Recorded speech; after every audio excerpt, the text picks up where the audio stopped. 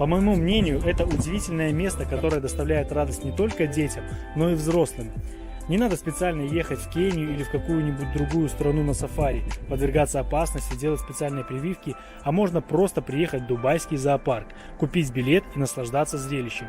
Стоимость билета включает сафари, африканскую, азиатскую деревню, арабские сафари, детскую ферму. Посещение это все стоит 85 дирхам. Видишь, Мишка, настоящие живые черепахи.